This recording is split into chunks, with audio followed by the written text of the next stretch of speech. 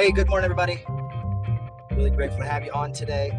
We are going to be diving into how to develop your own concept, your own take on anything that you learn. One of the things that I love about the Renatus education is not only does it have a wealth of knowledge, principle-based entrepreneurial knowledge, but you can actually apply it in so many different ways. And I'm really excited to dive in a little bit more on how we can really develop our own concepts of reality, our own concepts of whatever it is that we're doing with real estate. And I'm super stoked to talk about develop this with you guys, because I'm actually going to be starting a podcast, and this is going to be one of those ways that I develop that podcast, and the content for it is just to bounce ideas with you guys and create content, to develop more ideas that we can bring to more people, specifically those that are outside of Renatus, to bring them into Renatus, because that's what this is all about, is to share the message of Bob Snyder and Renatus. So I make sure I share my screen right now, but before I do, Anthony and Gilbert, if you have someone in the weight room, I'm going to make you guys my co-host for a moment. If you see them in the weight room, please, not in the weight room, in the waiting room, please let them in so that they will be able to see the screen. Now, we are going to dive in a little bit more, talking about action right now with Woody Woodward. One of the things that I love is every single day we have a little bit of a different feel for all of these videos. This Harvard graduate used one technique which will colonize your business. Are you using the same technique?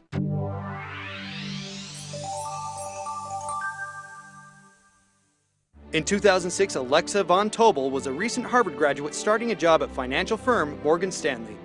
She was filling out the paperwork for her first 401k and realized she had no idea what she was doing. She found it somewhat ironic that though she was expected to manage the bank's investments, she didn't know anything about how to manage her own finances. She also found that most of her girlfriends were in the same predicament.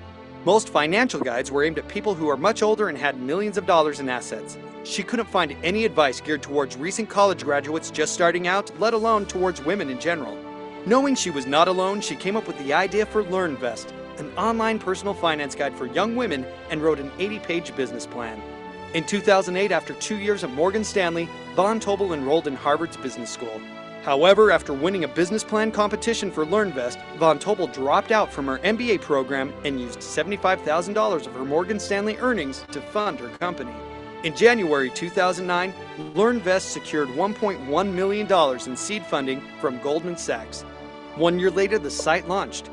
LearnVest offers tools to help people manage their personal finances with online budgeting calculators, video chats with financial planners, and email tutorials on everything from opening an IRA to getting into the stock market. Through LearnVest, Von Tobel filled a need that was not previously being addressed. Financial planning for those just starting their careers and for people who don't make a lot of money is very important. When you don't have a lot of money, it is even more important that you don't make mistakes with it. Having a clear financial plan with a salary of $75,000 is in many ways more critical than if you make millions.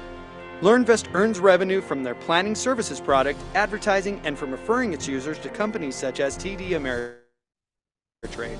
Alexa Von Tobel raised more than $72 million in financing for her company, all before the age of 32.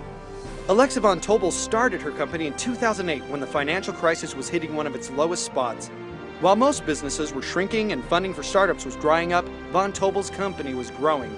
Alexa Von Tobel started a blog that has become a powerful financial tool for the masses. She democratized financial planning, making it accessible to all. As entrepreneurs, our goal should be to find a problem and solve it. Alexa Von Tobel succeeded by identifying a need that was not being met and creating a product to fill that space. By using this one technique, she was able to sell LearnVest in March 2015 for $250 million to Northwestern Mutual. Call to action: entrepreneurship. Today, take the next 13 minutes right now and analyze what niche market in your industry is not being addressed. As you find a solution, you will have the potential to grow your business. It's awesome. Niches is in the riches, man. Riches are in the niches. If we can really understand where those niche markets are in our industry, we'll be able to find some solutions that we can totally add value to. So This Harvard graduate used one technique which we call back in here. Perfect.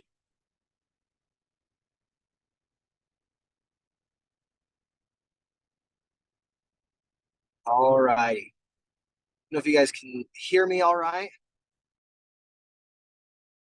Hopefully you guys can hear me now. Can you guys hear me a little bit better? Is that better? Yes. Fantastic. We got a little bit of a small crew today. That's all right.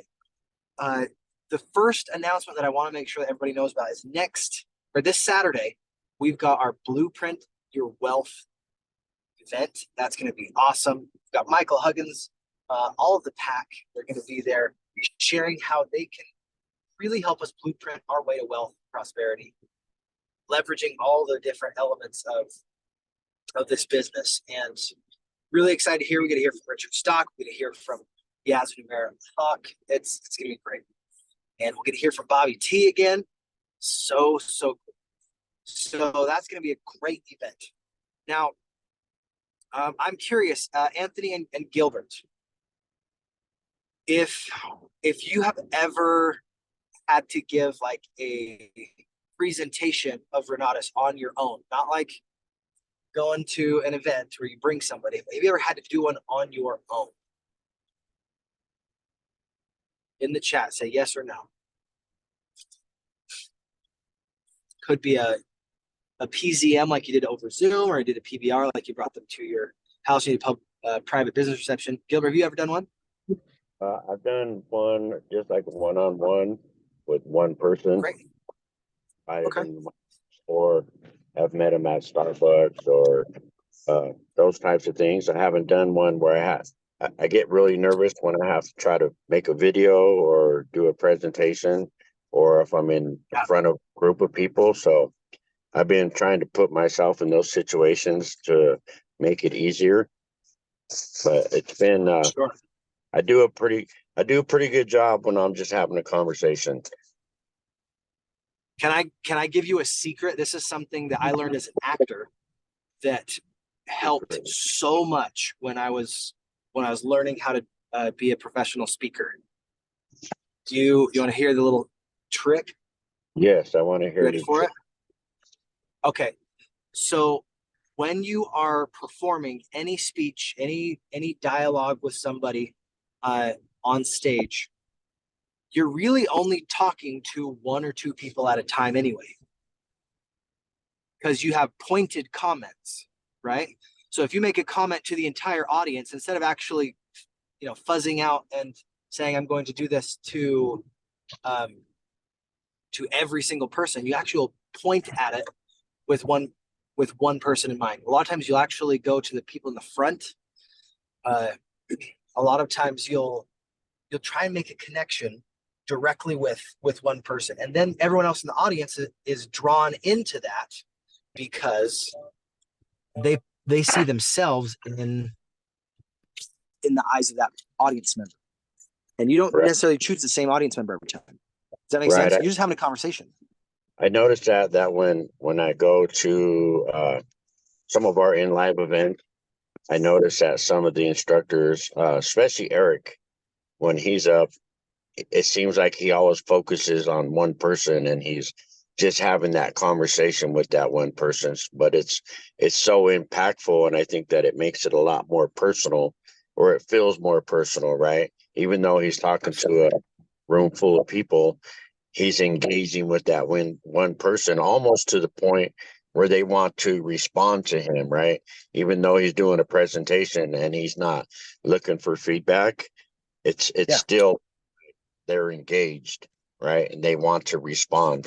And then I think that as soon as he identifies that in them, he pulls off to another person, right? To stop that from the interference, right? Yeah. That's an absolutely great point. So whenever you have the opportunity, or you create the opportunity to do a presentation, utilize that skill of saying, instead of trying to talk to everyone and getting flustered, say, you know what, I'm going to connect with that one person. And as you connect with that one person, for whatever moment you're doing it, a lot of times you're able to connect with the entire audience a little bit better. Now, you may have heard the expression work the audience. Have you ever heard that before? Yes. Literally, how simple it is you choose different parts, different people in different parts of the audience to focus on. That's it. A lot of times you're like, man, he really knew how to work the audience. It is about being intentional where you're placing your focus. Isn't that interesting?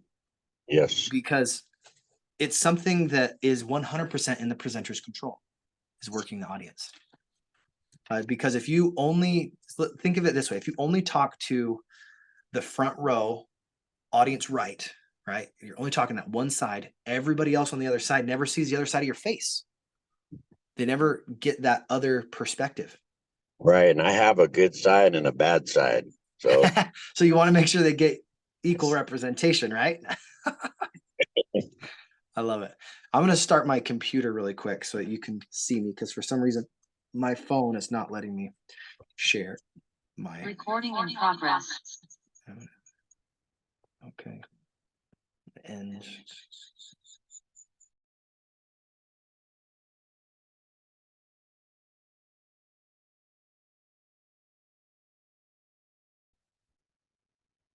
whoop, better. All right. A little crazy here. Okay. So like we were talking with Gilbert, I didn't get. There we go. Assign and leave. All right. All righty. Now we're back. Make sure you can hear me a little bit better with the snowball mic. There we go. Hey, thank goodness it's Friday. Absolutely, Renatus family. So Gilbert, was that a helpful comment? Was that something that you think you could use as a speaker whenever you're doing a presentation, one to one or one to a few or one to many, to be able to feel like you can connect with other people? Absolutely. I just need to do it more often. I have been entertaining going to Toast and getting up, and I do other things like I'm a business owner, so I want to get in front of more people and share my story. So trying to be multifaceted in things that I do and put myself in front of individuals, even in going into other types of meetings where I have the availability to speak. I go to a lot of so I'm a recovering addict, so I go into a lot of meetings, and what I do when I do speak in those meetings is I go to candlelight meetings where I'm not seen, right? And so just putting myself in those kinds of situations and doing it more often, because I know the power of the story, right? No matter what it is that Do you know the power of your story, and what was that? Go ahead. I'm sorry, I had a phone call for a minute. Oh. I'm able to share my story and inspire other people. So I use that venue also to try to strengthen those skills, because ultimately I want to be an entrepreneur and, be in my real estate business and start to have be able to do more presentations to bring more people in so I can be more successful. Exactly. So to be able to facilitate that growth for yourself, it sounds like you've gotten the one-on-one thing down relatively well. It's maybe not as comfortable to do 1 to 2 or 3 or 4, and you haven't done very many, if any, one to many presentations, correct? Right. Okay. Now, the topic that I want to bring up is actually something that I'm going to film on my podcast, and I was going to give you guys the kind of the rough draft version of my concept that I wanted to share, and to see if it would be helpful, if there's anything that you're like, oh man, that is something that I want to develop, or there's other ideas that I think I need to flesh out before I record this. So one of the reasons that I'm doing this podcast, Leveling Up, is because I want to have a path for not just myself, but for other people that they can follow to go and become a professional speaker. Now, I've done a lot of acting before on stage. I've been in front of my largest audience I was ever in front of was over 20,000 people as a pageant performer in the Mormon Miracle pageant. But my my goal with real estate and with entrepreneurship is to really increase positive impact, and to be able to help people be inspired, uplifted, and to take their level of wherever they're at to that next level and get a little bit better. It's all about progress for me. And I'm driven by progress more than I'm driven by almost anything else. So I want to find people that are leveling up in their businesses, that are leveling up in life, in vitality, all those different elements. So the topic here that I want to really dive into, and as I'm doing different interviews with people and I'm sharing different ideas of keynote speeches that I want to give, I'm going to dive deep into how to discover unique concepts, principles, keynote speeches, so that you can too. So I'm curious, as far as a hook for an audience, this is someone that my ideal person for this is a business, or someone that is interested in business. That's an ideal prospect for Renatus. They have some level of dissatisfaction where they feel like they've plateaued and they want to break through. They want to get to that next level. They want to have another opportunity to get out there and start their own business. Maybe they want to have a different vehicle. They've been in the vehicle of a W-2 job, or maybe they were self-employed doing lawn mowing or washing windows or something of that nature, and they're stuck in that self-employed side of the cash flow quadrant, and they just want to move over to the right side. And if I can help a few people really see what's possible because of the resources we have here at Renatus, because the resource we have at the Final Percent, because of the resources that are available to them, if they are willing to open their eyes and communicate with people, man, leveling up has to do a whole lot more with your attitude and who you decide to surround yourself with than it does with your aptitude and your skill set up front. So this idea of discovering unique concepts, principles, and keynote speeches, so that you as an audience member can be inspired, uplifted, and be able to do the same is really important to me, because I want to make sure that whatever it is that that someone experiences with me, that it helps them a little bit to get a little better, to get that 1% change. I mean, you guys have heard the British biking team example, I'm sure, that years ago they were struggling. They did not have the influence and the impact that they were looking to get a gold medal in the Olympics, and they're just struggling. But they had a coach that was brought on, and he didn't try to transform every single thing at the very beginning. What he said was, what do you guys do super well? What are your strengths? What are the things that you feel like are the absolute superpowers that you have? And he asked them to really dive and get clear with it. And they're like, well, we're really excellent at uphill, and we're fantastic at making sure that we're at the front of the peloton, or whatever it is that their skill set was. And he said, great. Now, is there any way you can get 1% better? And they have to think, okay, well, what are ways we can get 1% better at that skill, that one thing?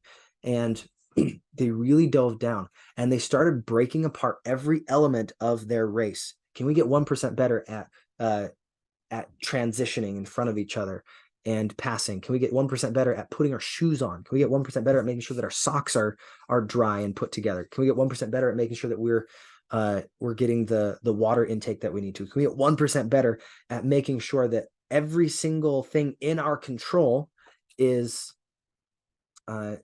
getting just a fraction better? And you think about it, guys, there's a compounding effect that happens when you recognize that 1% of growth is something that can exponentially change you if you consistently do it. It's in the consistency that your life has changed. It's not in the sporadic one in a million times that you're doing something. It's in that consistent, the free throw type of thing where you're doing it over and over and over. That repetition.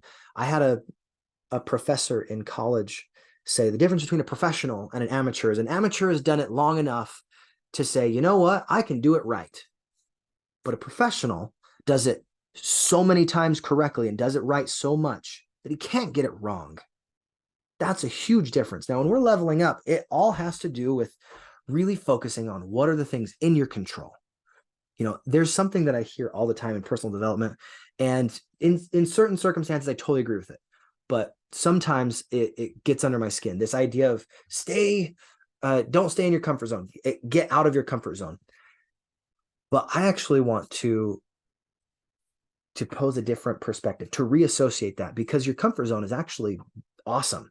It's something that if we can expand that comfort zone and become comfortable with the uncomfortable things, we can become comfortable with prospecting people that are, those 8s, 9s, and 10s, the people that we feel like would absolutely love to be in business with.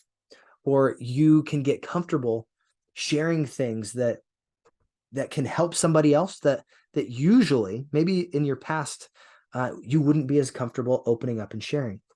A lot of times it's in the fact that we want to provide value first, that we are able to create and be able to make a difference. So now, one of the things I want to do with this transition here is, how do we discover a unique concept? I want to give you an example. So, for instance, you've got my friend Greg Kimball. He discovered this idea of the final percent. And it was this idea of going into his experience of seeing the totality of the eclipse, and then how that changed him. That final percent, how it changed every single part of his life. When you go that final percent, you go from night to day, right? And from day to night, when you have that final percent. And I've been struggling for a little bit, trying to figure out what is it that I can do to really discover unique concepts. And what was cool was, guys, we don't actually have to have a unique concept. This was freeing for me, and I hope that it's freeing for you. Did you know that Greg is not the only person that has ever seen the totality of the eclipse? It may come as a shock, but he's not the only person that's experienced that, not the only person that's talked about that. And what's cool is, anytime you have a personal experience, that is you, Y-O-U, unique. It's something that you experienced. And just because your experience is different from someone else's doesn't make it less valuable. There is a wonderful expression that I absolutely love, and it's called Mangran Moxiang. It's this idea that there's these blind men, and they were touching a elephant. Love you too, Gigi. Whiny. They're touching an elephant, and these blind men started describing the elephant in their own personal experience in so many different ways. They're like, it feels like a rope with some fur at the bottom. I'm like, no, it feels like a tree trunk. It's really, really hard, and there's some brittle roots at the bottom. No. It feels like a huge palm leaf. And every single one of their experiences were valid. They were all correct. However, because of their perspective and how it was limited, it was not complete.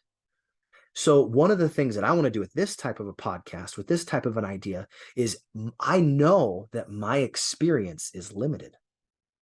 And I know that all of our experiences are limited. But as we start to see things from others' perspectives, even if we don't fully believe those things, we can give ourselves space to say, you know what? I enjoy this. I can actually see why you would see it in that way. And eventually we can start to see different perspectives, and you increase your perspective. You look at it at all different angles, you touch it, you feel it, you interact with how we increase our opportunity in so many different ways.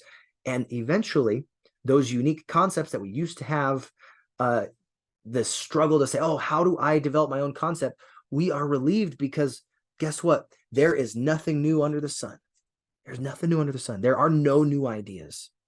However, as we are discovering different concepts together, different principles, There are your perspectives, your take on things, and there's other people's perspectives and takes on things.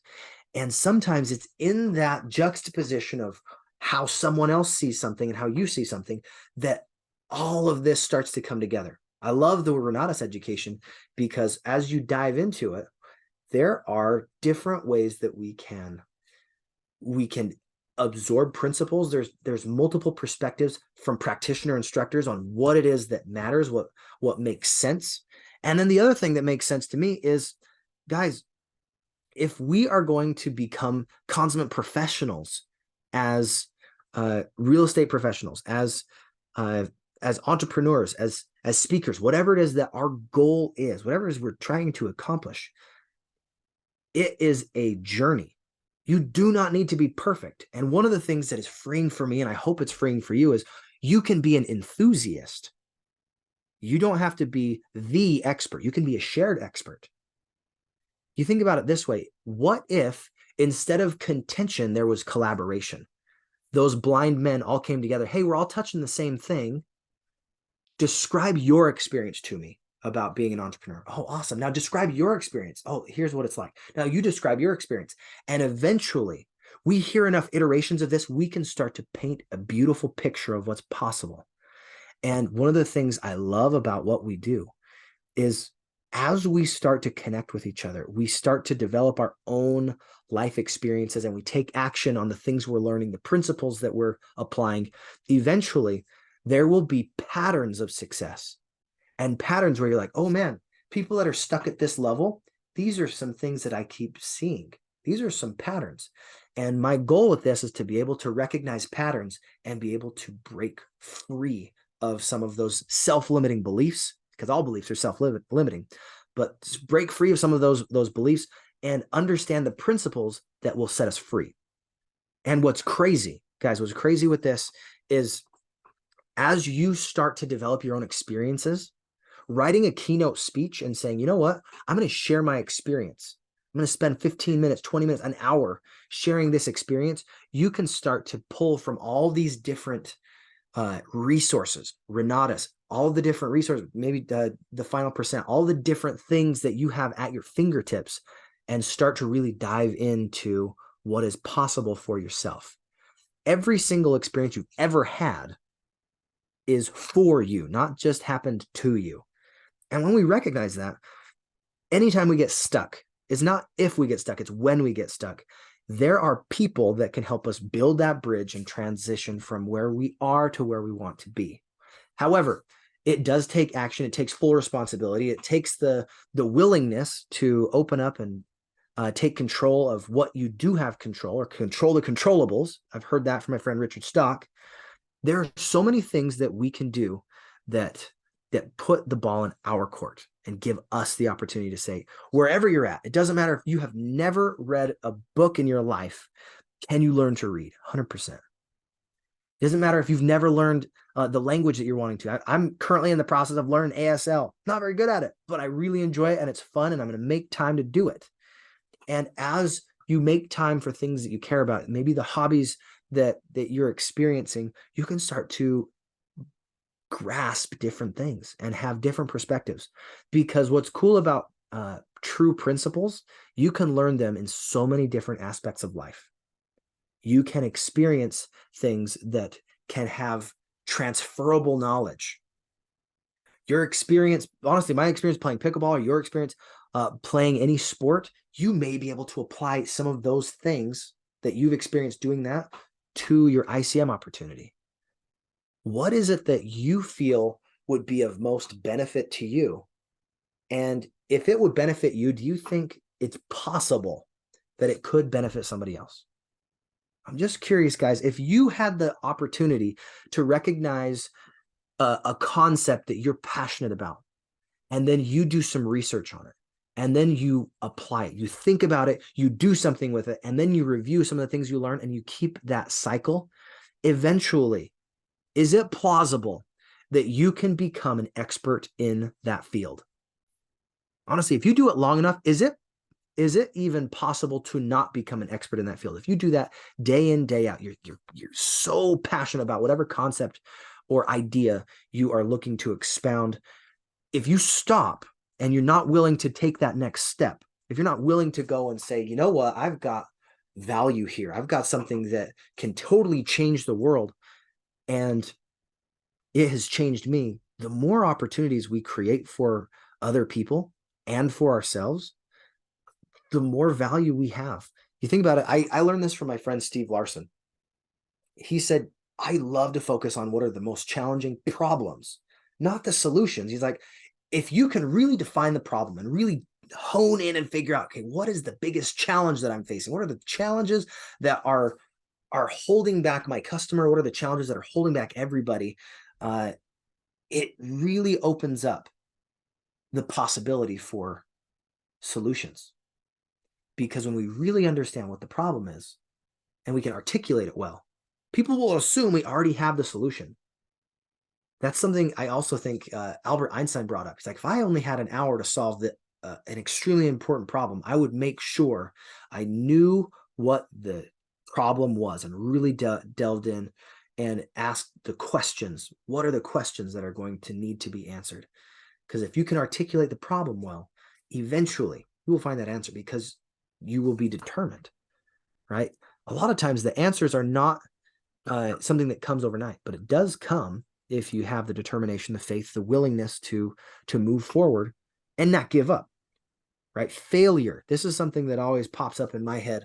I've heard this in a couple different ways, but failure is a faithful attempt in learning. A faithful attempt in learning. If we fail, fantastic. That's a learning opportunity. That's a step forward, right? A faithful attempt in learning. That's awesome. So anyways, guys, this was the main concept that I wanted to bring to you about how you can discover your own unique concepts, your own take on things.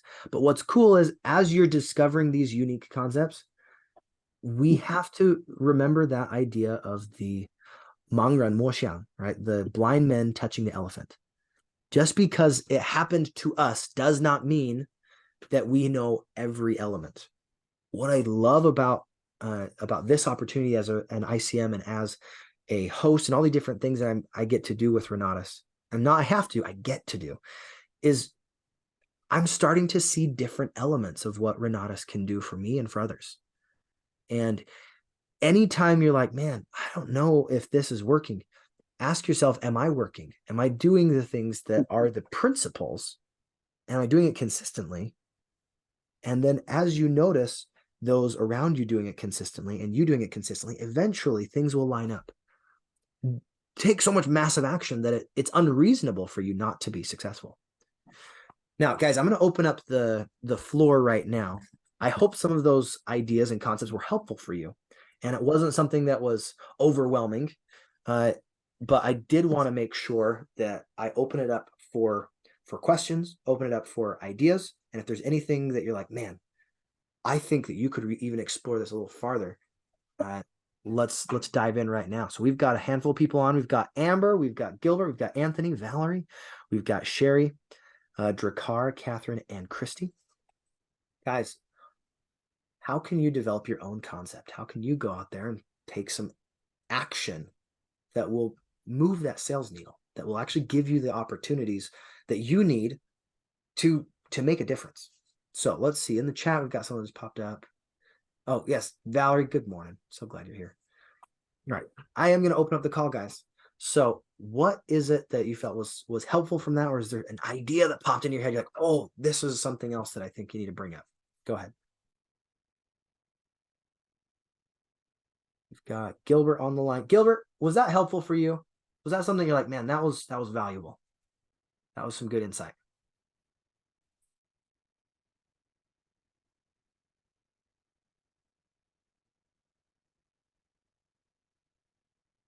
I don't know if he can come off mute. That's all right.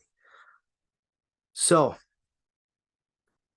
one of the other things that I really think that the more we get into entrepreneurship and business ownership is we have to get comfortable sharing our story and sharing our take, the way that we experience life and the way that people around us are experiencing life. Because there's a lot of misinformation online, a lot of misinformation in the world.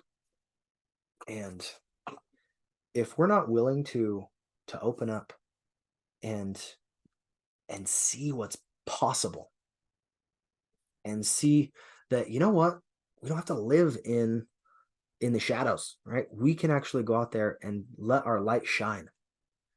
There's no reason why you can't be absolutely successful in everything you do. There's no reason why you can't go and create the exact business that you want. Other people have created amazing businesses. Model and mimic. Model and mimic. You say, hey, you know what? That concept, I like that. When have I experienced that? Is there an experience from my past that allows me to share a unique perspective?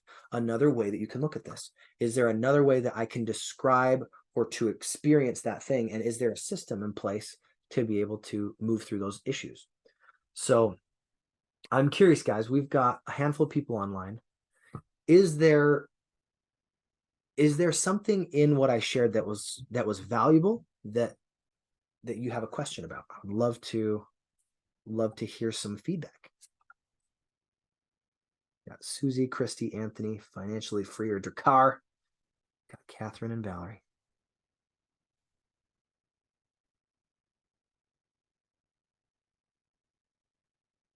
If not, that's okay. No problem. I've got some other stories as well that I do think would be helpful. And if that's the case, guys, I'm willing to keep talking for a little bit. All right. So I'm just curious so I can understand the room. Does anyone in here have a desire to not just share Renatus with one-on-one people, but to share it with multiple people at a time? Oh, no problem, Valerie. I understand. No problem. Yeah. And Hey, this is Sherry. Hey, Sherry. How you doing? I'm good. How are you? Great. I have been thinking about, and I only started Renatus last year, and so I'm still new, but I'm thinking about doing like a meeting that's a little bit. So I'm in Atlanta area, Yeah.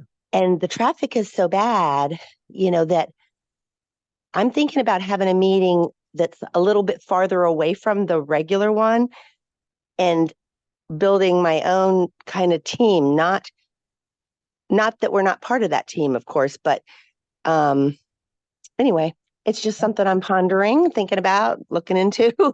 That's a great idea. What's cool is anytime you share in front of the room, you put the pressure on yourself to deliver. Mm-hmm. I don't know if you've ever experienced this, but in school, when you guys had to give a presentation or you had to study for a test, did you notice that the week before the test or the few days before the test, there was added pressure? And because there was that added pressure, you did one of two things. You either procrastinate and you're like, you know what? It is what it is. I don't care. Or you're like, oh, I need to make sure I cram and make sure that I'm prepared fully for this test. If you did the work all the way along, you probably didn't need to cram a whole lot, but you wanted to still make sure you did well. If you've had that experience, you can do the exact same thing for yourself with Renatus. You're like, all right, I know that I am going to deliver a personal business reception is what Bob Snyder will talk about it. He gets that from Brian Carruthers in Building an Empire, which I highly recommend that book. It's fantastic. But it really goes into, here's my presentation. I am delivering this, period. I decided I'm doing it. Whether it's to one person, 50 people, or 100 people, I am doing this at this time with this people at this location. Okay. And whether everybody shows up or it's just a you show, right? Or a we show, you and one other person, you deliver the presentation. Every time you have that iteration of delivering the presentation, you learn things that you couldn't have learned if you didn't do it. So I've experienced this as an actor. Sometimes you work at something so long that before the performance, you're like, man, I've got this. It's in my blood. I know it so I can't get it wrong. And you get in front of an audience and something shifts that you can actually take that level of performance up to the next level. And you'll experience this. The difference between a dress rehearsal and the first time an audience sees a show, there is a palpable energy difference. So you practicing on your own in comparison to even in front of one person, drastically different. And if you have the belief that, like what Eric Worre talks about in GoPro, that the man with the marker or the woman with the marker makes the money, every single one of us needs to be that man or woman with the marker, because you are an independent contracted marketer. It is your business, nobody else's, right? You show up to another meeting and they're delivering a presentation. It's not necessarily a bad thing. Like, I actually think collaborating is fantastic, right? If you are not great at this yet, go to the meeting and get great, right? Understand all the ins and outs, play with the jokes, understand what's going on. But eventually, at some point, you have experienced enough that you can open your mouth. You know what's cool? You come one time, you can share your experience. Have you guys thought about that? How many times have you been to Disneyland? 1, 2, 20? Can you share that experience? 100%. You've been to more than one meeting. Can you share that experience? Now, in the beginning, you have to go through those 4 levels of learning, right? You go from unconscious, incompetent. You're like, I don't even know what I don't know. And as you start sharing, you're like, oh, I forgot that that's something that's in the presentation. I don't even know where this slide goes. And you just skip it, right? And eventually you'll be like, oh, now I know that I don't know that thing. I need to make sure I understand that. And then you move on to consciously competent. We're like, oh, I really have to rely on these slides. I need to make sure I'm saying this exactly the way that my leader said it, very rote. And then eventually you get the script, the ideas, all of the elements together, and then you can start to play with the audience and you can start to interact in ways that you couldn't because it's in your mind, in your body, in your soul. You've applied it enough. And then you go from unconscious incompetent to unconscious competent, or consciously incompetent, consciously competent, all the way to unconsciously competent. That progress happens with every single thing we ever learn. So if you really want to be that man with the marker, take the initiative to say, you know what, even if it's only one time a month, I'm going to find some friends, some people, and I am going to deliver a presentation. Imagine if you did that. You did that once a month. That's 12 iterations. How much improvement could you experience if you did the presentation 12 times? Your one-on-ones, would they improve? 100%. Would you feel more confident sharing this opportunity? Would you feel more aware of the stories that you're sharing? Because guys, there's a way to craft testimonials to match your audience. And there's a way to make sure that the things you're sharing are resonating and connecting with your audience. You're allowed an opportunity to connect with your audience and have them experience what you're experiencing, and allow them to notice the things they're experiencing, right? To notice the brain matter that's just smacking against the wall. So I'm sure I haven't shared anything brand new with you guys. However, the perspective that I have and the perspective that you have may be slightly different. And that is 100% okay. That's what's cool about this business, guys. There's no right way to do it. There's no wrong way to do it. There's effective and there's less effective ways to do things. And as we get better at every element of this business, we will notice patterns. And pattern recognition is so valuable. Frameworks, so valuable. And if we can take things that we've learned, condense them so that we can use them in multiple facets of our life, eventually it's almost unreasonable for us not to be successful. You guys catching my drift? If this is making sense to you, if some of the things I've shared have been valuable, go ahead and put a V in the chat. I just want to see if you guys are awake. If you're still here, if you feel like any of these ideas are something that you're like, man, yeah, I absolutely am getting some value from this. Scott says, yes, there's value here. Yes. Fantastic. We're getting Valerie, also some value. Catherine said, yep, fantastic. And Sherry as well. Cool. Now, to wrap up this concept of how do we develop our concept? How do we make sure that we live into all of these elements? It comes down to, guys, you don't have to be perfect. Guys, I just got done playing pickleball, right? I have crazy hair, awful hair. And Lily said yesterday, she's like, I can't do the thing today. I was like, That's no problem, because I have this idea of my podcast and I'm going to share the ideas that I've got with you guys. It's not perfectly fleshed out. However, imperfection is part of the journey. You don't have to have everything perfect. If everything had to be perfect before we did something, we would never start. Ever. Go ahead, Catherine. Eric always says in the trainings he did that done is better than perfect. Done is better than perfect. I love it. It's so true. And what's cool, I learned this I hear it all the time. It's a pattern that I see in so many different things. You think about it, you do it, and then you review. Guys, if we just think about it, we think about it, and we think about it, and we think about it, and then we review it, and then we think about it, we didn't do anything. You have to think and you have to do something. So doing this podcast, it is thinking, do it, and then review. How did that go? What was helpful? Was there anything that was beneficial? And if it was beneficial, fantastic. If it wasn't, fantastic. It happened. You now have more experience, and you can go off that experience and say, you know what? I'm going to be better next time. I'm going to have something that is more valuable because I know how I can tweak certain things. Do you see how the power in that? Imperfection is actually something that allows you and your audience to connect, right? I hope that you guys are catching what I'm putting down, but let's see. In the chat, we've got 2 more comments I missed. Yes, bring me around. Oh, thank you so much, Valerie. And then Drakars also says, yes, this was valuable. Now, one of the other things that I think would be helpful is when you guys are experiencing your unique, like YOU, unique experiences, these are things that only you have had. Anything that you're like, man, you know what, this story right now is something that has changed my life. Think about it like this. If you have a velocity banking story, right? I don't know if all of you do, but many of you probably have an experience with velocity banking in some way. And because of your utilization of that, you can actually take whatever your testimonial was of that and put your own spin on it. You can compare it to other things that you've experienced in life. And your testimonial can be crafted depending on who you're speaking with, because it's a unique experience.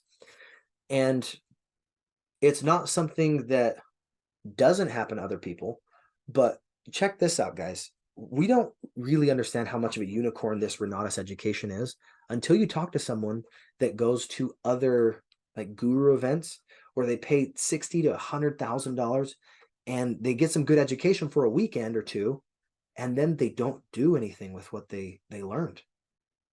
How different is our education? How different is this experience that we have? The massive shift in our mind, in our heart, in our spirit, it's huge because we get to connect with each other on honestly a daily basis. Is that not an amazing community? We have people across the country that are here to answer questions, that are here to provide value, and they want to give. And it's so refreshing. Instead of just having people around you that want to take all the time, they are so open-handed and willing to say, you know what, this worked for me. Let's see if it works for you. And that knowledge is transferred. Okay, we've got Catherine. Go ahead, Catherine. You got a hand up. Yeah, so I just wanted to say that, I mean, me and my husband haven't done any deals yet, but we are definitely, our life has definitely been changed just by simply showing up and interacting with people. And, you know, we do plan on moving forward with the deal part of it, but just being a part of the community has been life-changing for us. Like, we built friendships with people and just learned so much just from what they're doing. Yeah. So that's my experience thus far. So, guys, do you know there are some people in this country that might join this community not because they want to do real estate, but because they want to be surrounded with a new group of friends, because they want positivity in their life.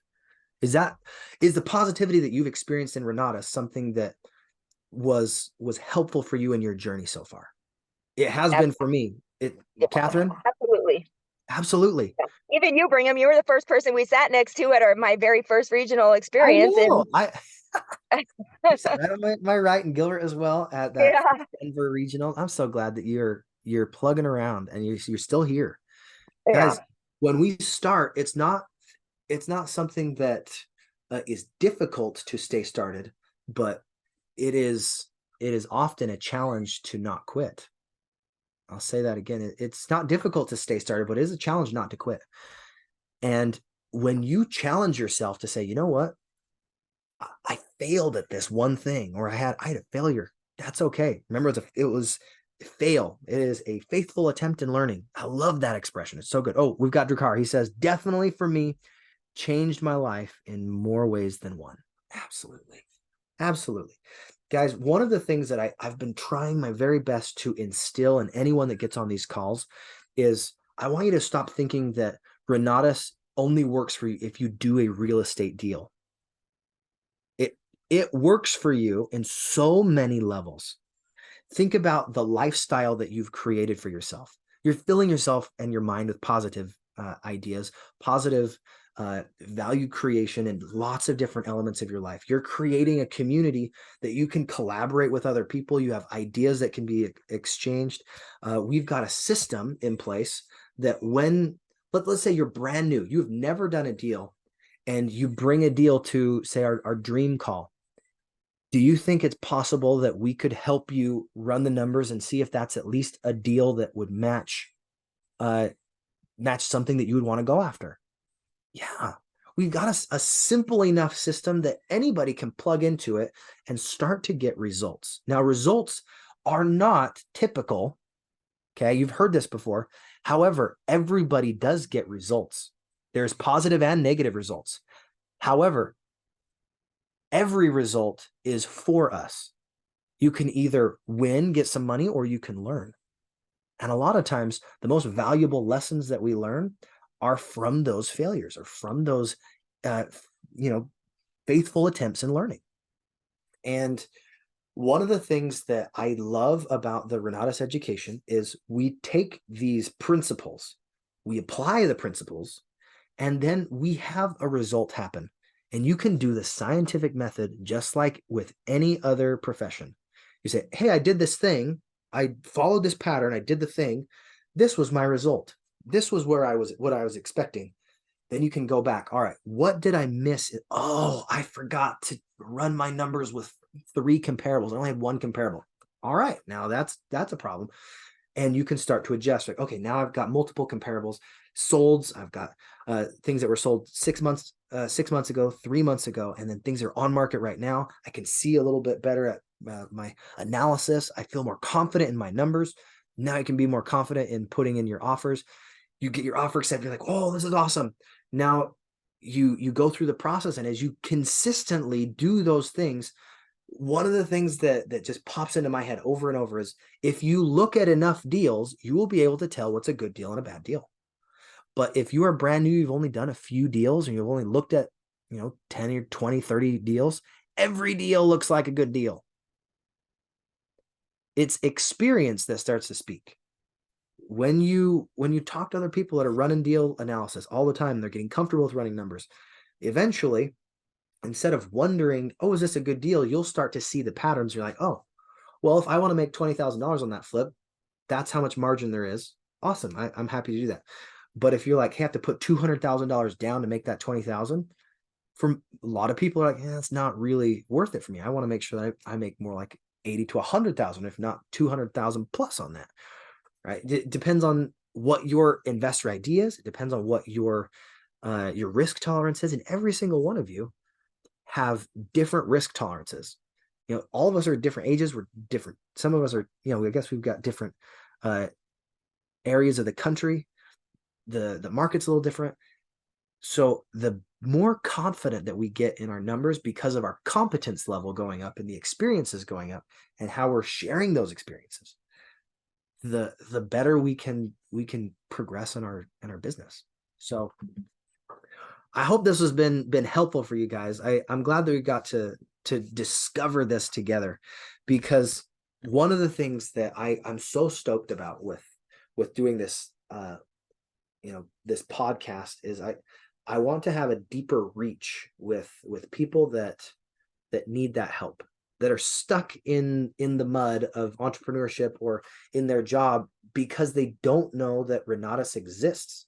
They don't know that we actually have resources available and people and a community that that will admire you for taking the action, that will actually be proof that this works, and that we have a consistent measure of value that is poured into our community week after week after week after week.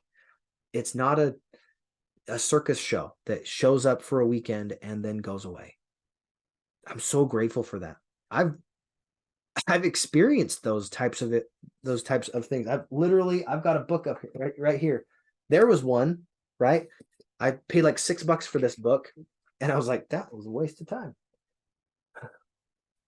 Because there's no support system. There's no system in place. It's just some case studies. I was like, we have it really good with Renatus. We have it so good that sometimes we forget how good we've got it. And like Eric Count says, you got to get while the getting's good when he's talking about getting money from a bank. We need to fill those coffers of our mind and our bank accounts with as much wealth as we possibly can. And one of the things that I am so grateful for with our community is I have a wealth of relationships. I'm so grateful to be part of all of your lives in some small way and getting more and more connected, because just like Temp K, I remember, if you guys have ever watched the class that Greg Kimball brings up, his mindful marketing class, he talked about Temp K. Your time, that is a huge resource. That is so valuable. Your energy, right? These are all valuable currencies that we have. Time, energy. We've got money, right? That's one of the currencies that we've got. We've got the people that we surround ourselves with, and then the knowledge that we have. What's cool is those first four that I shared, guys. Anytime we spend it, it's gone, right? We spend the time, we don't get it back. Excuse me. If we spend a relationship on something, like, oh man, I need to make sure I utilize this, I leverage this relationship, that goes down just slightly.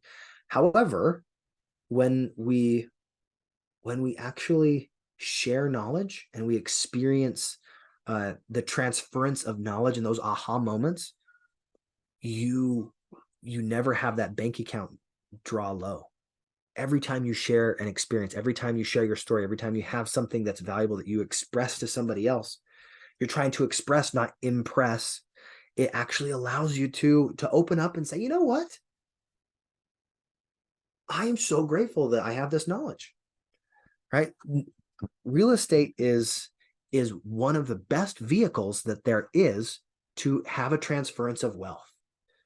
And there's a huge transference of wealth happening in our country right now. Are you going to be on the forefront because you took your classes and you knew all of the different analysis that you need to do to feel confident for submitting your offers and then doing the deal and then rinsing and repeating to do it consistently? Or are you going to be someone that just says, man, I wish I would have listened, would have done that? Like Bob Snyder talks about, it's like, if you really want to be a multimillionaire and you want to be financially free and flexible, he said, follow this little pattern. He's like, buy a rental a year, the next 10, 15 years. And then at the end of those 15 years, sell off 5 or 6 of those rentals, those single family rentals. And then you'll be living comfortably with those 8 or 10 paid off rentals. Think about it. If that's all you did with Renatus, you learn how to buy it at the right time and at the right price. You learned how to manage it or manage a property manager so that those were efficiently well-ran rental units. And then you utilize velocity banking to, crush the debt there. And all you did was like 10 or 15 rentals ever. That's all you did. Would that be worth it? Would you have the financial confidence necessary to say, you know what? I'm going to just live my life's purpose the way that I was meant to. Something that I'm reading a book right now that it's changing me slowly. It's changing me. I love it. It's by Garrett Gunderson. He says, we need to live our life purpose. We sometimes live so small and we think so much of money that we don't live into who we're supposed to be. And what I want to do is to be able to live into who I was destined to be and to be unapologetically myself. And I hope I'm giving you guys permission to do the same. Be unapologetically grateful for the people you surround yourself with and the amazing community that we have, the systems that we have in place, the admiration that we get anytime we go. Guys, I love having the opportunity to go on stage and be appreciated. I'm not honestly, validation is not necessarily the thing that gets me, but as an actor, I love the approbation and the applause. Everybody has that desire to be noticed, and Renatus is literally one of the best organizations I've ever seen to appreciate those people that are doing the work and making the changes. Okay, we've got a comment from Sherry. She says, I appreciate your willingness to help others. You're an example of what I believe Renatus is meant to be. I love Renatus Education and the people. Absolutely. I totally agree. Renatus Education changes me every single day. I'm not done being changed by Renatus Education. I'm not done being changed by the people in Renatus.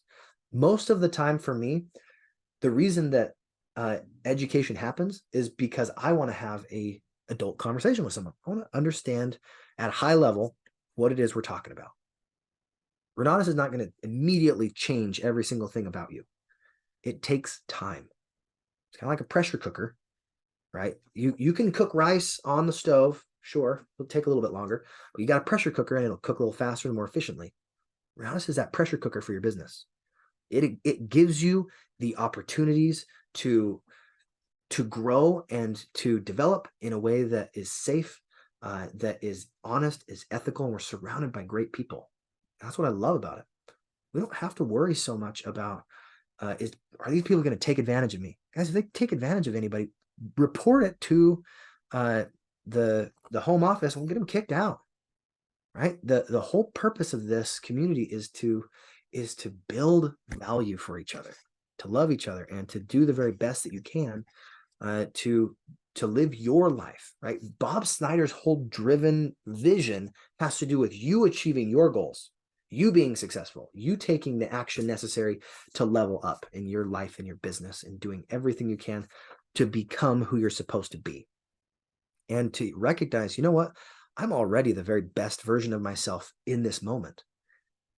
Is there another level of myself that I can stretch into, that I can expand my comfort zone? Instead of stepping out of your comfort zone, say, hey, how do I expand my comfort zone so that I get better at every element of my life? Now, I hope that this was helpful for you guys and you're catching my drift. And guys, it is time for the dream call. So I'm going to transition slightly. We'll step away from the personal development side and the ICM side. We're going to dive into real estate and how that can help us move forward with confidence and clarity. And if you have a deal that you're working on, or if you have a concept from the Renatus back office, like, hey, this is something that I've really got to dial in because I have a deal that's in progress. Really what I love to do on these calls is if you guys have a deal that we can run numbers on and we can collaborate on with ideas, that's my favorite thing to do on these because it feels the very most useful. But if you have a general concept because you're in the middle of a class, that's also totally fine. This is free form. Any questions you've got, open game. And the only dumb question is one that you don't ask. Right? There's a Chinese expression. I can't remember the exact way to say it in Chinese, but it pops into my head. Basically, if you ask a question, you look stupid for a moment, but someone who doesn't ask a question looks stupid for a lifetime. That's the gist of that quote. And it's so true. Don't be stupid for a lifetime. Ask the questions that are necessary. And that's something that I had to learn early on in Renatus. Guys, there's people that are willing to help more than almost anywhere else I've ever been in my life. But you got to ask the questions. It's called self-advocating. So for the dream call, let's see. What questions do you have? And if you have a specific topic that you're going into, happy to discuss that and figure out how we can improve. I'm focusing my business now from arbitrage short-term rentals into co-hosting. And I'm just looking however I can to find off-market deals because finding off-market deals, that's where I can either say, hey, I'm going to do a fix and flip, or I'm going to do a long-term rental or a short-term rental from this. But finding the off-market deals, that's something that I want to get better at. So maybe I'll open the question up with saying, how have you found off-market deals, those motivated sellers, those people that are ready, able, and willing to sell their property? What have you done to recognize those people? So I know there's tons of ways that people do it. I haven't done it very often, so I would love to hear from other people that have done a little more than I have. And it could just be like, hey, I know these are some different ideas. I'm gonna actually pull up a whiteboard and I'm gonna pull up some ideas. How do we find off-market deals? Different ways that we can, I'm gonna hit presenting though. Okay. Okay. Off-market deals. What are different ways that we can find off-market deals? Okay. And to be clear, off-market, when we talk about this, these are houses that are not for sale. But as soon as they recognize, oh, I'm in a pinch, I really do need to sell. They need to sell, but they're not on the market yet. So how have you found off-market deals? And let me know if you guys can see this right now. You should be able to see it. Yep. I'll go. Okay, go ahead. All right. So some ways that I find and look where I'm looking for off market deals. Obviously I use iOS. I've used recently been looking kind of just I wouldn't say practicing, but when we have our little masterminds with our local group, we do like the 6 minute looking for deals.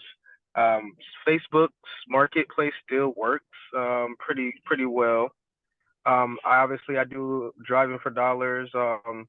And one of the biggest ones is just really having conversations. A lot of it, especially leading to when I'm doing the ICM and I'm speaking to people for marketing purposes, or even when I'm going to look for speak to sellers or property managers that are like listed or that are available. I have conversations with them and I always ask for references or always have conversations and ask, do they know about anybody in real estate? So those are some of the things that I use. I love it. Yeah. And let me see. I would say, yeah, just that. And honestly, just doing regular marketing like on Facebook, Instagram, and all the different things. Or if I have flyers out and I'll get those calls and then I'll have people reach out because I'm always letting people know that I'm an investor in the things that I'm doing, whether it's at work or something like that. And then I do have people come to me and say they're looking for houses or they know people who have houses, and just asking for help. So those are some of the ways that I do it. I love it. Any other ideas, guys? I think every single one of these, you can find properties doing every single one of these for sure. One that my very first deal that I did was I was doing lunch appointments with former friends. Like literally my best friend. I was like, let's just go out to lunch. And we started talking and found out he was a disgruntled landlord. And I loved that one because it was a sub-2 deal.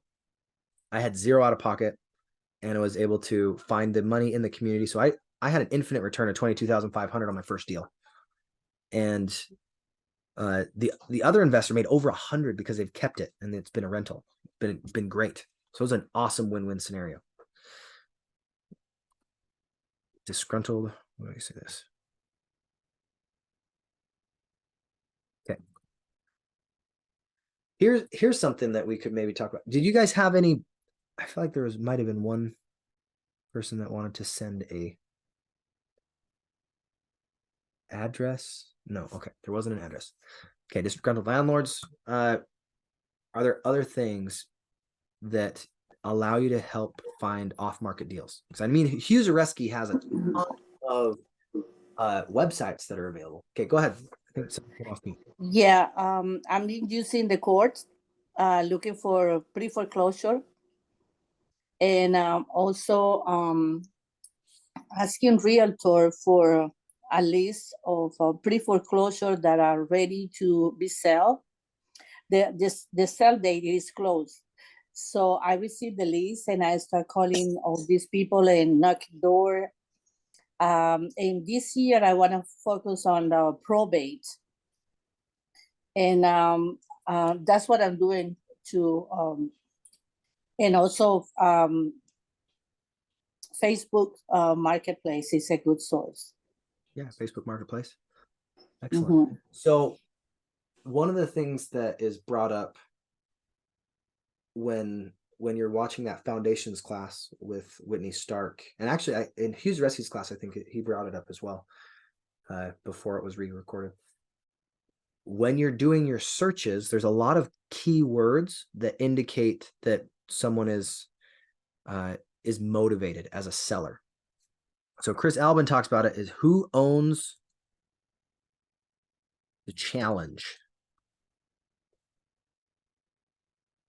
Who's the owner of the challenge? You have to figure out what's the challenge.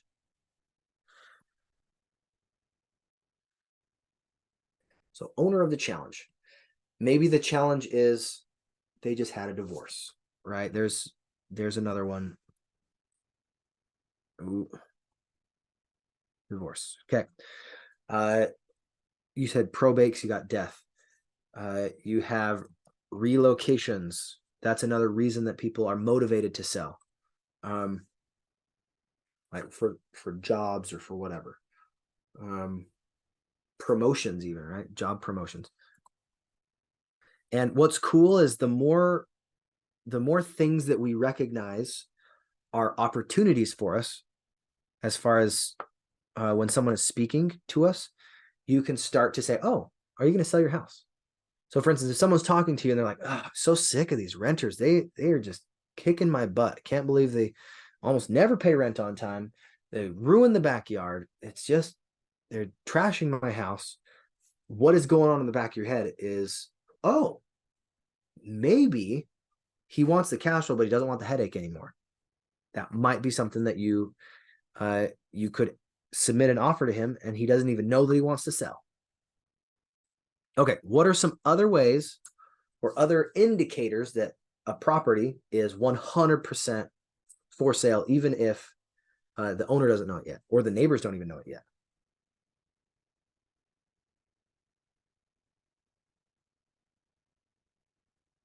There's a few on here that I've heard in classes that we have not brought up yet.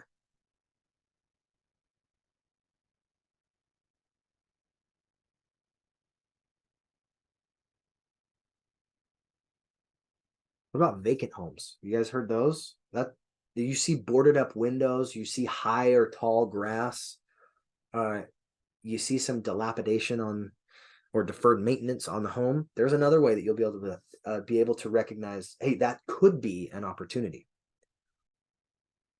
There any other ways you're like, oh, that's something that we could do to find off-market deals? Because honestly, none of our real estate knowledge comes into play until we have a deal. We can talk about it a lot, but if we don't have a deal, then it's back to the drawing board of, all right, where do we find the leads? There are leads all over. Renatus iOS has thousands and thousands and thousands of leads all over. Is it reasonable if you go through enough leads that eventually you'll find some homeowners that are motivated, and then from those motivated people, you submit enough offers that eventually, this is just the numbers game, eventually you'll find some people that say yes to your offer? Is that reasonable? Let's say you do 50 homes where you found there were divorcees and they had to sell their house and liquidate it so they could go through that. They had all the court filings they needed to do. You talk to 50 of these people. Eventually, is it plausible that you'll be able to find one? Yes.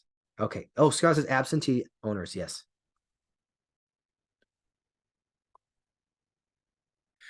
So if you look here, guys, these are all different keywords that you can, let's see. Okay, copy these.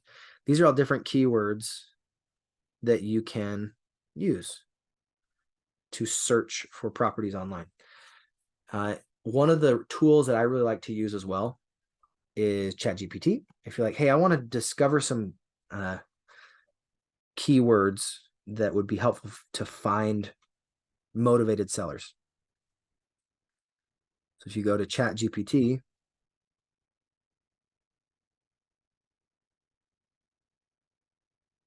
you could say, help me find effective keywords to search for motivated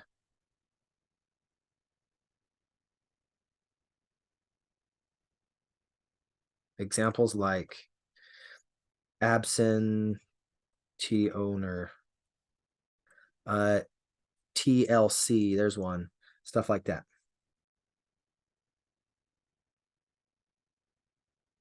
Needs work, right? Stuff like that.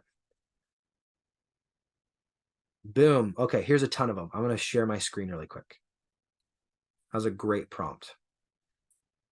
Okay, you ready? These are different ways, and you can do the exact same search on your own.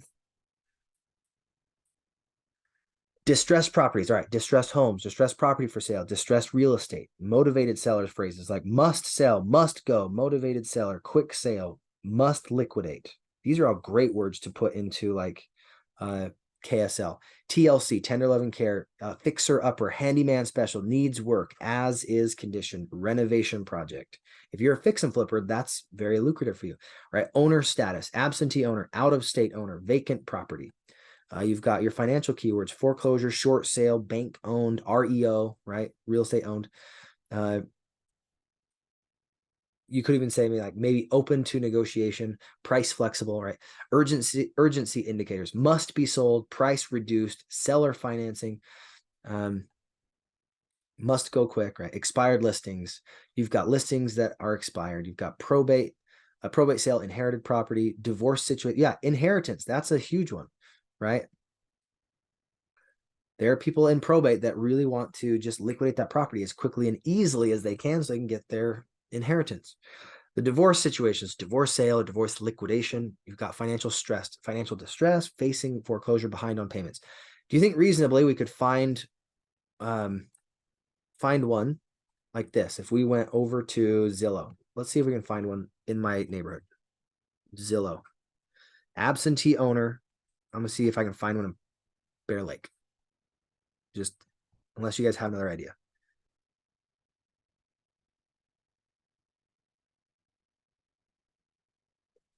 Let's see if that'll pop up. Okay.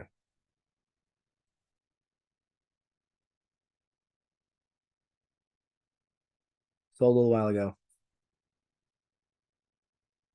Now, one of the challenges when you're going on Zoom or on Zillow or other these ones are on market technically because they are for sale. But when you look up one that is like expired listings, that is no longer on the market.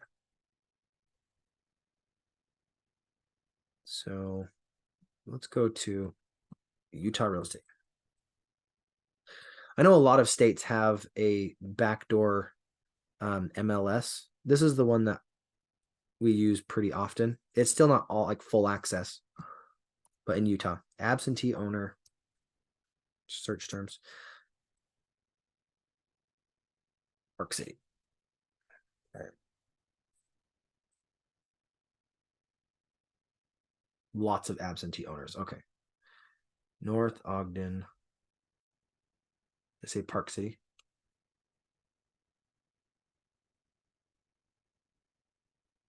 $1 million homes over here.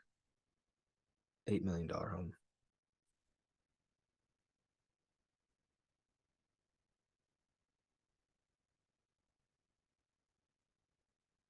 Cool.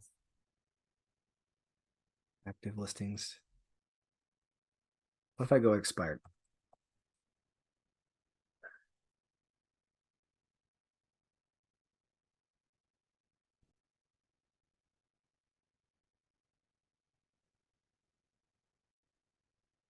That's not popping up very well. But expired listings, that's one way you could do it. That staged very nicely. All right.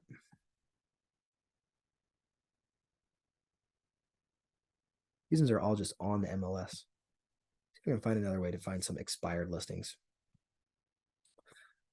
Maybe Redfin. Do they have any expired listings that are up there?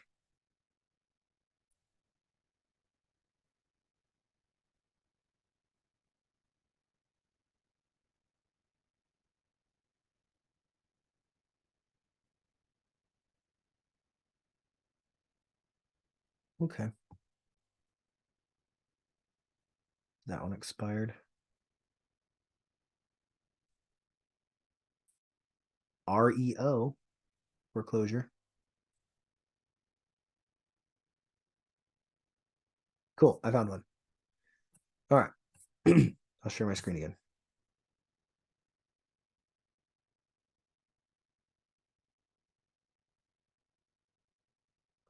So I went to Redfin technically, but this popped up.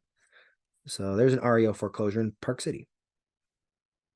1 bedroom, probably a cabin is my guess. Or it's a townhome or a condo. You get the details. You have to put in your information and then they'll market it to you. But interesting. So I like iOS a little bit better because then you can just put in the information just like that. Absentee owners, all those different things. There's all these lead funnel sources just like this. And then you can actually delineate and say, hey, this is what I want to go after. Divorcees that need to sell in this area in the next month or two. Right. And you can target them a little bit better. But anyway, lots of ways to do it. I think networking has been the most effective for me, but if you have the money to market, direct mailers is something that I think is awesome. A lot of people will do those. They'll even do like lumpy mail, like what Steve Larson talks about. Like he'll send like a kazoo or something simple that is playful enough that they're like, man, what is this? Why is this in there? And then, you align yourself with the noise of whatever it is that you're talking about. So anyway, hopefully that little brainstorming session was helpful. Do you guys have any other questions about finding off market deals? I'm definitely not the guy to do that. I'm okay at it, but I'm not great. And I know other people on this call. Gilda's done a handful of off market deals, haven't you, Gilda? If you've got any insights as well, I'd love to hear Yes, Okay, yes, I have. yeah. What has been your main lead source for off market deals? Actually, referrals, Referrals. like word of mouth. Yeah, honestly, Really, what? marketing the education and then literally asking people, hey, who else do you know that might be in this type of situation? And let them know like what you're looking for. But you need to know what you're looking for. Otherwise, referrals will be all over the place. So tell me a little bit what you've done to gather those referrals and then process them. Yes. Well, actually, what I do is like if once I have a referral, then I would call that person, and then I will just go through the Sorry, you cut out. Say that again. the property if it's close to where where I'm So or a third party to look it up. Okay. Or to look at the deal, make sure. And again, I always use an inspection, so I've never done a deal without an inspection. At least here, anyway. I've done some in the Philippines, but I have because again, they're um, family members in like relatives that I bought those from. So and I know already the history of the property. So yeah, I did not go, but here I've always done it. Even new builds, I always done it. So and then I just go through. But before I meet with the seller, I already know how much I'm gonna offer with this property, and then I would do my due diligence already, like just a little bit, just comps and stuff, how much and what the repairs and stuff. So I don't really go through a lot before I meet with with a person, because if it doesn't work out, then I don't want to waste my time. Yeah. So, but I do just like a few minutes of due diligence to at least come up with my offer. Yeah. Basically, Yeah. you need to find out what your top line is and your bottom line. Correct. Okay. I know realistically for me to make $40,000 on this, I have to buy it at 100,000. Like, great. All right. And I am okay with making 20, so I could go up to 115 or 120 on my offer. So you have that, and then you're armed with that knowledge. So when you go in, there's more confidence in making that offer. That's correct. Oh, this is a really great trick that I think, not even a trick, it's just a great positioning that Brian Sump brought up in a class I was taking from him as a sub 2. He said, I asked the seller what they think the property's value is. And if their value is lower than my low comparables, my comparables no longer exist. So if the property, like the low end comparables are like 150,000 is what they're showing in the neighborhood, and they're like, man, I'm maybe 135. No longer do those comparables exist. You're like, yeah, that's a great suggestion. Yeah, 135, that makes sense. And I think if they say it, they're right. But if you say it, you're wrong. I've heard that from in a handful of different contexts. But if we can say, hey, this person said that their house sold for 145,000 and it's a little smaller than yours. Oh, and this person said they sold it for 180,000. Okay. But it's got 2 bedrooms more than yours. Okay. This one is a perfect comparable and it says 150. Right. And then this one's also really close comparable. It says 151. Like, awesome. Where are you in the middle there? The more comparables we have, the more confident we can be on those numbers. But Gilda, I'm curious, do you have access to the MLS in your local market? Yes, I do. How did I you? have an account, and I also have the Renatus iOS since day one. Nice. I've had it for 7 years, so I can always, so I have a lot of resources that I can actually use when it comes to comparables, because I do have the flip comp, also. So I use that, but for around here in Illinois, because I do have access to the MLS, so I use that first, and then I go to other resources. But I check those, at least those 2 platforms for comparables, because I wanna make sure I'm seeing some comparables that are not on MLS or not on Renata's iOS, or vice versa. Okay. So you look for the low end comparables and the high end comparables. Usually you throw Correct. the highest, but you find those so that you have some negotiation with the seller.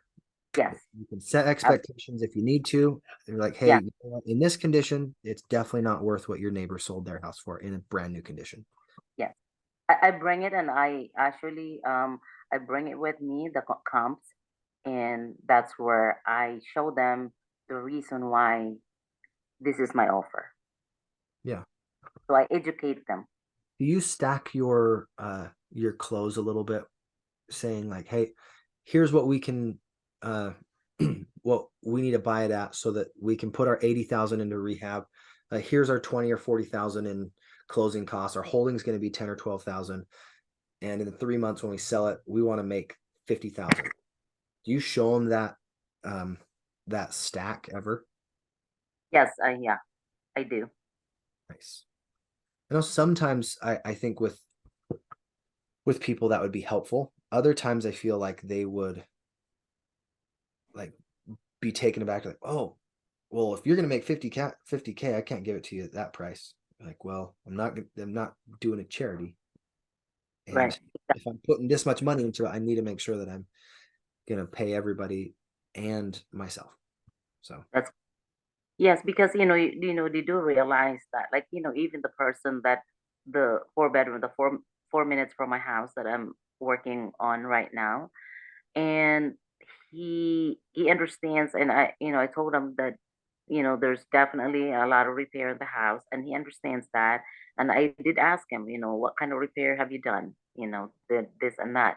And even with this one, it's like, even they put like a granite countertop, in fact, the mother was there, and they said, oh yeah, I put, a granite countertop. And I was like, and then he was saying, Mom, that's like 10 years ago. So, no repairs. So it was actually helping, he was actually helping, which is, great. But again, his end goal is to not have to pay the mortgage that he is paying now. mm, So, and that's, and it's only got 20 years left on the mortgage. So excellent. yeah. Well, cool. So, it's it's really important, for us to let them understand, where we're coming from, because if you're giving them, you're talking about 3 months, and if you're showing them the holding costs and all that stuff, and of course, you show them that, this is like 3 to 6 months project, and you're gonna do what the worst, in the numbers, because worst case scenario, you don't wanna, that's how we work, is worst case scenario. Now, if we finish earlier, then again, so we get more, again, we get a little bit more money that way. So, it's important, especially with those people that they think, their house is a lot more, and it's okay if that's what they think, then they can do it. They can, and I give an option. One is you repair it and put it in the market, and people will come. You more likely, I mean, you might get a better, but like money for your house, but then you gotta do all these repairs. You gotta spend your time and all that, and there's also a possibility that whatever you're repairing, you're not gonna get the money it's worth, you know. So you just have to give them options, and really the end goal, for mine, if I go to talk with the seller, is, I'm the best, choice. That would be my presentation. Now, regardless if you're gonna, take the, many choices that they can have, then if, none of them that they don't think is, you know, a potential for them, that they'll call me. Yeah, of course. Like if you can position yourself as the no-brainer, then they're just going to be way more open to it.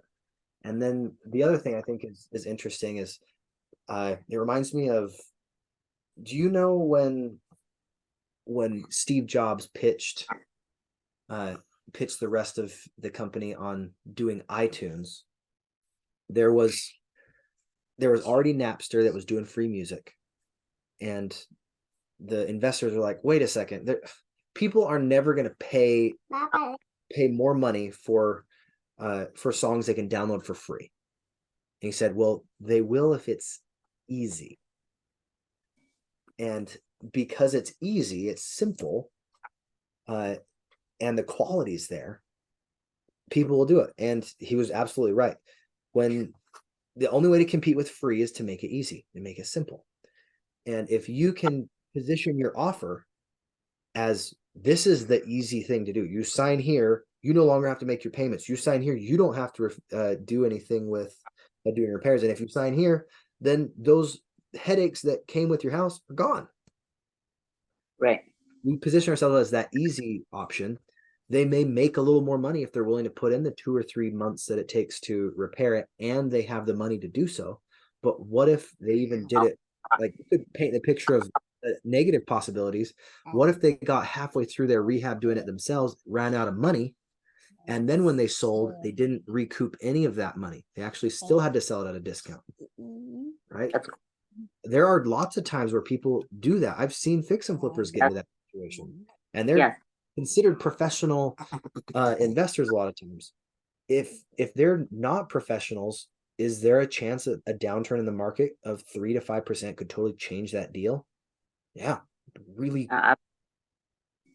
So Yeah, that's why you gotta go through the process, and I take the time going through the process, with the seller, and because I put themselves as me. Okay, so what would I experience, if I was if I was the seller and stuff? Because obviously we want to do it as a win-win-win, and, that's why I take time, because even if I don't get that deal, because of how I presented myself, I will get a referral out of that. oh yeah. And people in that situation often will know other people in that situation, because birds of a feather flock together. Mm-hmm. So asking I mean, for referrals from people that we might not even think have property, eventually they'll find somebody that does, right? They know somebody. yeah. Oh, absolutely. Like I remember, like, being a loan officer, the first time, first mortgage, when I became licensed to be a loan officer, that was in 2003. And she's still referring me to her family and friends up to this day. So cool. See, that's the power of great relationships. You built a connection, not just a transaction. Right. That's so cool. All right, well, our time is up. We're a little bit past, but I really appreciate you guys being on today. Thanks for letting me bounce some ideas off of you for the podcast idea I have, and I hope it was something that you can take and develop for yourself. And thanks for sharing some ideas about finding some off market properties. I hope you guys go take some action on that. Find some off market deals and go see what you can do to close on them. Apply this education. That's so awesome. Anyway, have a great day, guys. Happy New Year. And we'll see you tomorrow on the Blueprint Your Wealth. So take care.